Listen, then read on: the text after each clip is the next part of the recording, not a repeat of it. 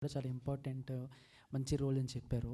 So, అంటే ఆవిడ గురించి తెలుసుకునేటప్పుడు నేను చాలా హిస్టరీ బ్యాక్‌కెళ్ళాను. చాలా మందిలో ఆవిడని ఒక దేవతలా చూస్తున్నారని అవును. చెప్పారు. సో, అలా తెలుసుకునే క్రమంలో ఏదైనా ఒక పర్టిక్యులర్ ఒక విషయం దగ్గర మీరు షాక్ అయ్యారు గాని, లేకపోతే ఆశ్చర్యపరిచిన సిట్యుయేషన్ ఏమైనా అవును. ఉందా? ఉందండి. అది ఇక్కడ ఈ మూవీలో చూపించలేదు. మూవీలో చూపించింది ఎంతవరకైతే ఆవిడ పోరాటం చేయడం, ఆ పోరాటం వచ్చేసి ఒక స్పార్క్ లాగా అక్కడ బక్కుమని పట్టుకోవడం వరకే మూవీలో కనబడింది. కానీ చాకలి ఐలమ్మ క్యారెక్టర్ నా దాకా వచ్చిందన్నప్పుడు ఆవిడ ఎవరు? ఏంటి? ఇవన్నీ నేను చదువుకున్నప్పుడు తెలిసిందేంటంటే, తన ఇంట్లో వాళ్ళు మొత్తం అంతా కూడా ప్రాణాన్ని పణయం పెట్టినా సరే ఈవిడ పోరాటాన్ని ఆపలేదు. ఆవిడ ఆవిడ ఇంట్లో వాళ్ళందరినీ కూడా వాళ్ళ హస్బెండ్ కానివ్వండి, పిల్లలు కానివ్వండి, అందరినీ కూడా అంటే నువ్వు ఇలా పోరాటం చేయడం మానకపోతే అంటే ఉంటుంది కదండి, జనరల్గా మనకు వీళ్ళ మీదే టార్గెట్ ఉంటుంది కదా, అలా అయినా కూడా ఆవిడ ఆపలేదు.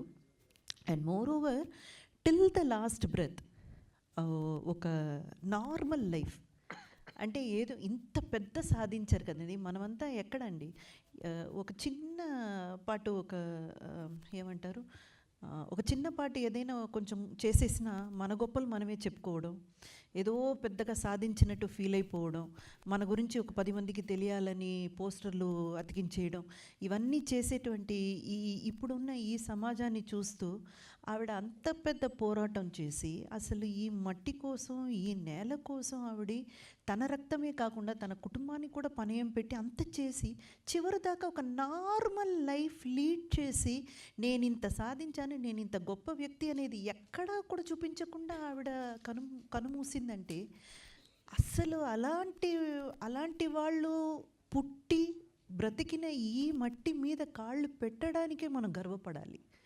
సో అది నాకు అనిపించింది. కానీ ఆ సంఘటన ఆ మూవీలో లేదు. సత్యనారాయణ గారు సార్, ఇందులో చాలామంది గురించి చెప్పారు అండ్ ఎంతోమంది ఇంకా అన్సంగ్ లీడర్స్ చాలామంది ఉండిపోయారు. వాళ్ళ గురించి ఏమన్నా చెప్పే ప్రయత్నం ఏమన్నా ఉందా సార్ ఫ్యూచర్లో? అంటే ఇక్కడ ఈ సినిమా గురించి చెప్తే చాలామంది కొంతమంది సినిమా ముక్కలు ముక్కలుగా ఉంది అన్న ఆలోచన ఒక దగ్గర ఉంటుంది.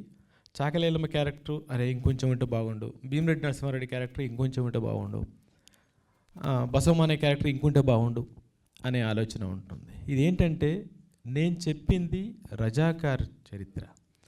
రజాకార్ల గురించి చెప్పుతున్న క్రమంలో తీసుకున్న కొన్ని సంఘటనల్లో కొంతమంది అన్సంగ్ హీరోస్ని గుర్తు చేయడం జరిగింది.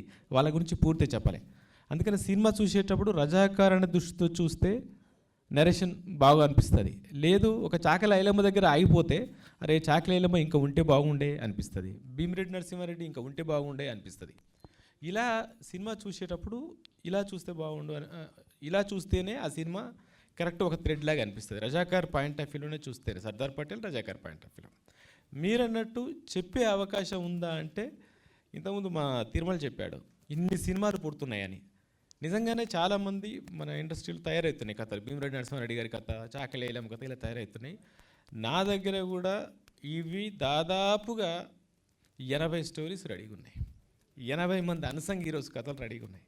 అయితే ఏంటంటే దేనికి ఎలా అవకాశం వస్తుంది, దాన్ని కమర్షియలైజ్ చేసి ఇప్పుడు సైరా నరసింహారెడ్డి ఉంది, నరసింహారెడ్డి గారి సబ్జెక్ట్ అలా చేయాల్సి వస్తుందా, డైరెక్ట్గా చేయాల్సి వస్తుంది అనేది వచ్చే అవకాశాన్ని బట్టి ఉంది. బట్ వాళ్ళ హిస్టరీస్ అన్నీ మొన్న బుక్ ఫెస్టివల్లో కూడా నేను దాదాపు 80 బుక్స్ కొనుక్కొచ్చుకున్నాను. చాలా హిస్టరీస్ ఉన్నాయి అవి. అది సారీ అండి, ఇందాక ఆయన అడిగారు కదా ఒక క్వశ్చన్, చాకలి ఐలమ్మ గారు. సో ఆ నార్మల్ లైఫ్ లీడ్ చేశారని నేను చెప్పాను కదా, దానికి ఒక సంఘటన చెప్తాను. నేను చదివింది ఇప్పుడు గుర్తొచ్చింది. కొంచెం బాగా ఏజ్డ్ అయిపోయారు ఆవిడ. ఏజ్డ్ అయిపోతే కళ్ళు సరిగా కనపడడం లేదు అంట. అంటే ఇవన్నీ రాసింది గూగుల్లో నేను చదివి తెలుసుకున్నది. కళ్ళకు సరిగా కనపడకపోతే సర్జరీ చేయాలి, ఆపరేషన్ చేయాలి అని చెప్పేసి అంటే దానికి ఈ ఫ్రీడమ్ ఫైటర్స్కి మనకు ఒక ఇది ఇస్తారు కదండి, కన్సెషన్స్ ఇస్తారు కదా, మీరు ఇలాగ వెళ్తే చేసుకో. దానికి ఒక ఫోటో అడిగారట అమ్మది. అడిగితే ఐలమ్మ గారి దగ్గర ఫోటో లేదు. అంటే నేనే ఈ ఫ్రీడమ్ ఫైట్లో నేనున్నాను అంటే ఈ ఫ్రీడమ్ ఫైట్ ఒక ముఖ్య భాగం నేను వహించానని చెప్పుకోవడానికి కూడా ప్రయత్నించని ఆవిడ ఒకరి గురించి నేను చెప్పట్లేదు, అది చూపించుకోవడానికి కూడా ఇష్టం లేని లేదా దాని మీద కూడా ధ్యాస పెట్టని ఎంతోమంది పోరాడితే వచ్చిందండి ఈ ఫ్రీడమ్. అసలు ఒక్క ఫోటో లేదు, నేనే ఇది చేశానని ఆవిడ ఎవరికి చెప్పుకోలేదు, ఎక్కడా చెప్పుకోలేదు. అండ్ అలాంటి వాళ్ళు మన మధ్య బ్రతికారంటే మీరు అసలు నమ్మడం వీలవుతుందా? నేను ఎందుకు నాకు గూస్ బంప్స్ వస్తాయంటండి, నిజంగానే రోమాలు నిక్క పొడుచుకుంటుంది నాకు.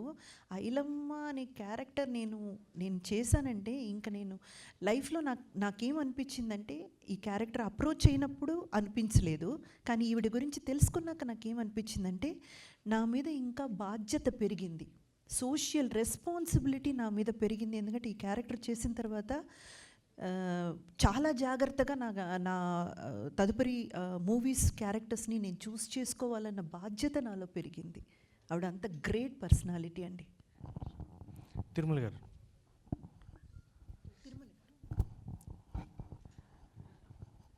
సార్ 1947-48 బ్యాక్డ్రాప్ సినిమా అంటే కొంచెం ఆ టైంని చూపించడం అనేది చాలా చాలా కష్టం. ప్రజెంట్ ఉన్న సినారియోని అక్కడ దాకా తీసుకెళ్ళాలి అంటే. సో డైరెక్టర్ గారు చెప్పిన ఆయన విజన్ని మీరు చాలా బాగా ఫుల్ఫిల్ చేశారు. అండ్ ఎక్కడా కూడా మనకి ప్రజెంట్ జనరేషన్ కాకుండా ఆ టైప్ ఆఫ్ ఆర్ట్ వర్క్ చేయడం అనేది ఎలా అనిపించింది? And through out the complete 1948 Razakar వ్యవస్థ అనే దాన్ని చూపించడం. డెఫినెట్గా అండి. యాక్చువల్గా సార్ నాకు చెప్పినప్పుడే గూస్ బంప్స్ వచ్చినాయి, సబ్జెక్ట్ చెప్పినప్పుడే గూస్ బంప్స్ వచ్చినాయి. తర్వాత నాకు స్టోరీ మొత్తం నరేట్ చేసినప్పుడు నేను ఎక్కడో కొంచెం వెనుకుంటే ముందుకు వచ్చాను. సరే ఇది చేయాలి అని అంటే నాకున్న నైపుణ్యమే సరిపోదు, నేను మాస్టర్స్ చేశాను. సో ఈ నైపుణ్యమే కాదు, దీనికి రీసెర్చ్ వర్క్. ఇప్పుడు మేము ఫైనల్ ఇయర్లో మాస్టర్స్లో థీసిస్ చేస్తాం, ఒక సబ్జెక్ట్ మీద రీసెర్చ్ చేసి ఒక బుక్ తయారు చేస్తాం, అప్పుడే మాకు మాస్టర్ డిగ్రీ ఇస్తారు. సో మళ్ళీ ఒక మాస్టర్ డిగ్రీ నేను చేయాల్సి వచ్చింది విజువల్స్ పరంగా. సో ఈ అవకాశం నిజంగా సార్ ఇచ్చినట్టే, అలాగే గూడూరు నారాయణ రెడ్డి గారు ఇచ్చినట్టే. సో ఫస్ట్ నేను ఏం చేశానంటే, మనకున్న సన్నివేశాలలో ఏమేమి మేజర్ పార్ట్స్ ఉన్నాయో అవన్నీ తీసుకొని అప్పుడు నేను ఫస్ట్ బైరాన్పల్లి వెళ్ళిపోయాను.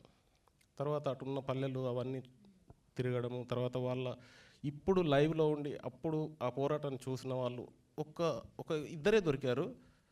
ఒక ఆమె పిచ్చామె అయిపోయింది, అంటే ఆమెది వేరే స్టోరీ. సో అలాగా నేను ఒక బైరాన్పల్లి విలేజ్లోనే ఒక 20-30 మందిని కలిసాము, వాళ్ళతో వీడియోస్ కూడా చేసాము. అది యాక్చువల్గా సినిమా రన్నింగ్ అవుతుంటే మధ్యలో పబ్లిసిటీ చేద్దాం అనుకున్న, అంటే అక్కడక్కడ రిలీజ్ చేద్దాం అనుకున్నాయి, అవి వీడియోస్ ఉన్నాయి మన దగ్గర. సో వాళ్ళందరినీ ఇంటర్వ్యూ చేసినప్పుడు బురుజు ఎలా ఉండేది, అసలు బురుజు కట్టడం ఎందుకు వచ్చింది, అసలు ఆ కన్స్ట్రక్షన్ అక్కడ ఎందుకు కట్టారు, దాన్ని ఇంత బలంగా ఎందుకు కట్టారు, కట్టిన కన్స్ట్రక్షన్ ఎందుకు కూలగొట్టారు, ఎలా అది డిమాలిష్ అయిపోయింది. సో ఇలాంటివన్నీ తర్వాత ఇప్పుడు ఎవరైతే బతికున్నారో వాళ్ళతోటి ఇంటర్వ్యూ చేస్తూ వాళ్ళు చెప్పినటువంటి ఐడియాస్ని పెట్టుకొని డ్రాయింగ్ చేసి వాళ్ళకి చూపించి ఇలా ఉండేదా అలా కాదన్నప్పుడు మళ్ళీ ఇంకొక డ్రాయింగ్ చేసి చూపించి అట్లా దాని మీద చాలా రీసెర్చ్ వర్క్ చేయడం జరిగింది. అలాగే సార్ దగ్గర చాలా బుక్స్ ఉండేవి. సో అలాగే మన డైరెక్షన్ టీం కూడా చాలా మెటీరియల్ కలెక్ట్ చేశారు. సో ఇవన్నీ కూడా ఇదొక ఏం చెప్పను, వండర్ఫుల్ జర్నీ అండి. నేను ఒకానొక టైంలో నేను ఫీల్ అయింది ఏంటంటే, సినిమా అయిపోయిన తర్వాత విజువల్ సినిమా చూసిన తర్వాత నేను ఇండస్ట్రీలో ఇంకా సినిమా చేయకపోయినా పర్లేదు అనుకున్నాను. దిస్ ఈజ్ ద ఎనఫ్, ఇంతకంటే నేను ఇంకేం గొప్పగా చేసేది ఏమి ఉండదేమో. ఎందుకు అని అంటే అంత రీసెర్చ్ చేయాల్సి వచ్చింది, అంత అవుట్పుట్ ఇవ్వడానికి ట్రై చేశాను. అంటే 100% ఇచ్చానని చెప్పను, ఎక్కడో నాకు తెలుసు ఇంకేదో మిస్ అయి ఉంటుంది, ఇంకేదో చేయాల్సింది అని ఇప్పుడు చూస్తే మళ్ళీ నాకు అనిపిస్తుంది. బట్ ఆ టైంకి 100% ఇచ్చానని అనుకున్నాను, కానీ కాదు, ఇంకా ఉంటుంది. బట్ ఎస్పెషల్లీ ఈ ప్రయాణంలో, ఈ జర్నీలో నేను ఇంతకుముందే చెప్పాను, మా ప్రొడ్యూసర్ గూడూరు నారాయణ రెడ్డి గారు, ప్రణయ్ అన్న, మా రమేష్ డిఓపి, వీళ్ళందరి సహకారం, మా డైరెక్టర్ గారి ఇన్పుట్స్, నేను ఏదైనా తప్పు చేసినప్పుడు ఇలా కాదు, ఇలా ఉండదేమో, ఒకసారి రీథింక్ చేయండి, లేకపోతే పలానా బుక్ చూడండి, లేదంటే పలానా వ్యక్తిని కలవండి, అట్లా చాలామందిని కలిసాం. కవులు, కళాకారులు, మేధావులు, ఎవరైతే బుక్స్ రాసిన వాళ్ళు, సో ఇట్లా చాలామందిని కలిసామండి, చాలామంది ఇన్పుట్స్ తీసుకున్నాం, వాళ్ళని ఇంటర్వ్యూస్ చేసాం. తర్వాత ఇప్పుడు బతికున్న వాళ్ళు కానీ వాళ్ళ పిల్లలు కానీ వాళ్ళ మనవాళ్ళని వాళ్ళు యూఎస్లో ఉంటే యూఎస్లో కాంటాక్ట్ చేసి వీడియో కాల్ తీసుకొని వాళ్ళతోటి వాళ్ళు ఎలా ఉండేది, అప్పుడు వాళ్ళ ఇల్లు ఎలా ఉండేది, కొన్ని ఇల్లు కూలగొట్టి అట్లా ఆగిపోయిన ఆ ఇళ్ళల్లో కూడా వెళ్ళి చూసాం. వాళ్ళు హోల్స్ పెట్టుకొని ఎందుకు ఈ హోల్స్ ఉన్నాయి అంటే వాళ్ళని ఎదుర్కోవడానికి, వెపన్ యూస్ చేయడానికి, షూట్ చేయడానికి. అలాగే మీరు పైన చూసినప్పుడు ఆ బురుజులో చాలా సీన్ ఉందండి. అసలు చెప్పాలంటే సార్ తీయాలనుకుంటే ఓన్లీ ఆ బైరాన్పల్లి ఎపిసోడ్లో బురుజు మీదకి వెళ్ళి ఆ బురుజు యాక్టివిటీ చేసి ఒక సినిమా అవుతుందండి. Sir I want to follow up that answer Yata garu. So ఏ సినిమాకైనా సరే